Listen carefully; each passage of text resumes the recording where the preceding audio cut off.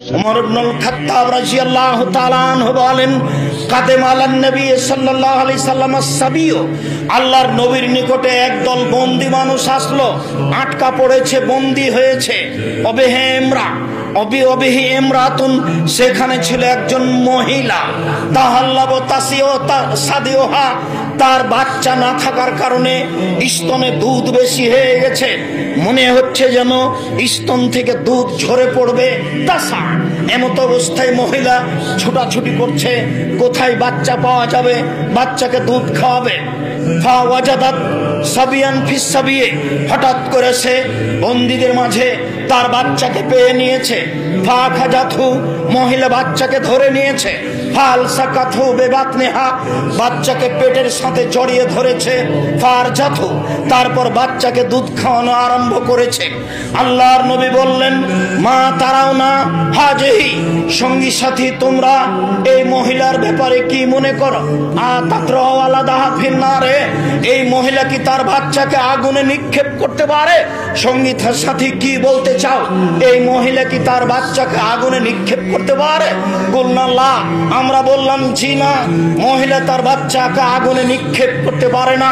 তখন আল্লাহর নবী বললেন, শুনে রেখো, লাল্লাহু আরহামু আলা ইবাদিহি মিন হাজিহি আলা ওয়ালাদিহা ও বিওয়ালাদিহা, এই মহিলা তার বাচ্চার উপরে যত দয়াশীল, এই মহিলা তার বাচ্চার উপরে যত দয়াবান, এই মহিলা তার বাচ্চার উপরে যত দয়াশীল, আল্লাহ তার বান্দার উপরে এর চেয়ে লক্ষ কোটি গুণ বেশি দয়াশীল। মহিলা যেমন তার বাচ্চাকে জাহান্নামে নিক্ষেপ করতে পারে না, আগুনে নিক্ষেপ করতে পারে না, আল্লাহ তার বান্দাদেরকে আগুনে নিক্ষেপ করতে পারেন না। একটু দয়ার আশাধারী হওয়া দরকার। উমামা বাহিলি রাদিয়াল্লাহু তাআলা আনহু বলেন, রাসূল সাল্লাল্লাহু আলাইহি সাল্লাম বলেছেন, ওয়া দানি রব্বি, আমার প্রতিপালক আমার সাথে চুক্তি করেছেন। আমাদের নবী বলেন, আমার প্রতিপালক আমার সাথে ওয়াদা করেছেন, আমার প্রতিপালক আমার সাথে চুক্তি করেছেন, আমার প্রতিপালক আমার সাথে ওয়াদা করেছেন, আইয়ুদখিলা মিন উম্মতি সাবুনা আলফ লা হিসাব আলাইহিম ওয়ালা আযাব, আমার উম্মতের ৭০,০০০ মানুষকে তিনি জান্নাতে দিবেন, যাদের হিসাব হবে না, যাদের শাস্তি হবে না, যাদের হিসাব হবে না, যাদের শাস্তি হবে না, যাদের হিসাব হবে না, যাদের শাস্তি হবে না। মা কুল্লি আলফিন সাবুনা আলফ, প্রত্যেক হাজারের সাথে আরো ৭০,০০০, প্রত্যেক হাজারের সাথে আরো ৭০,০০০, প্রত্যেক হাজারের সাথে আরো ৭০,০০০। আমার সাথে আমার প্রতিপালক চুক্তি করেছেন, আমার প্রতিপালকের সাথে আমার চুক্তি হয়েছে। সালাসা হাসায়াতিন মিন হাসায়াতি রাব্বি, আমার প্রতিপালক বিচারের মাঠে ৩ অঞ্জলি মানুষ জাহান্নাম থেকে বের করে জান্নাতে দিবেন। আমার প্রতিপালক ৩ অঞ্জলি মানুষ জাহান্নাম থেকে বের করে জান্নাতে দিবেন।